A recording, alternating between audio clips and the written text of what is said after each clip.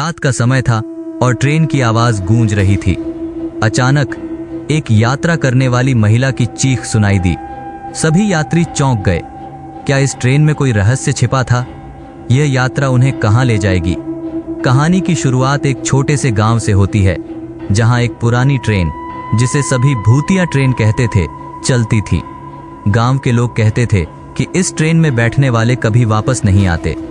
लोग डरते थे, लेकिन कुछ युवा यह सोचकर उसे चुनौती देने की योजना बनाते हैं। उनमें से एक राज सबसे साहसी लड़का था।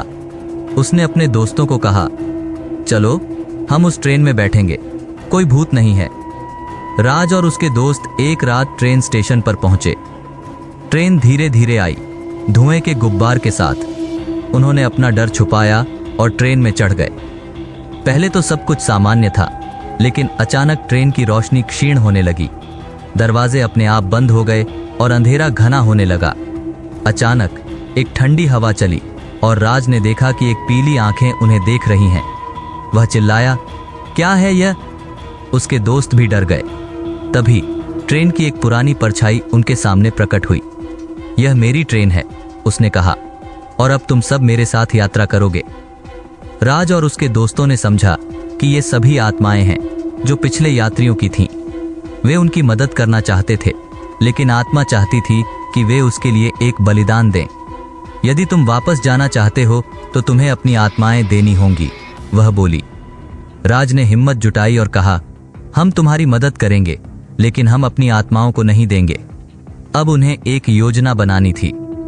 उन्होंने तय किया कि वे उस आत्मा के अतीत को जानने की कोशिश करेंगे और उसके दर्द को समझेंगे।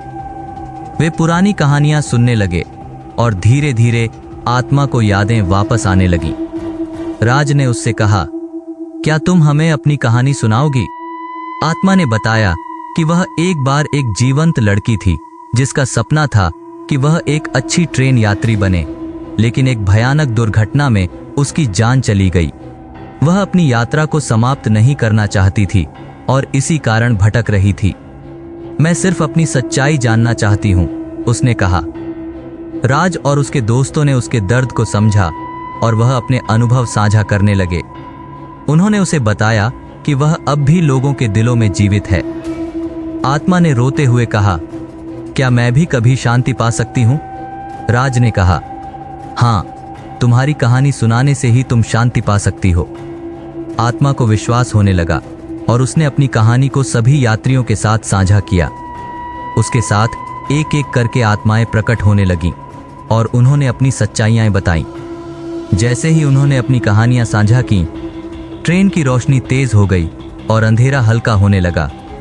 जब सभी आत्माएं अपनी कहानियां सुनाने में सफल हो गईं, तो राज ने कहा, अब हमें यहां से निकलने का समय है। आत्माएं मुस्कुराईं और एक दरवाजे की ओर इशारा किया। तभी ट्रेन के दरवाजे खुल गए। राज और उसके दोस्त बिना किसी डर के बाहर निकल गए। जब राज और उसके दोस्त बाहर आए तो उन्होंने देखा कि ट्रेन धीरे धीरे गायब हो रही थी। गांव वालों ने बताया कि वे अब उस भूतिया ट्रेन के बारे में जो कुछ भी कहते थे, सब झूठ था। राज ने अपनी यात्रा से एक सबक सीखा। कभी कभी डरावने यादों और कहानियों का सामना करने से ही हमें सच्ची शांति मिलती है।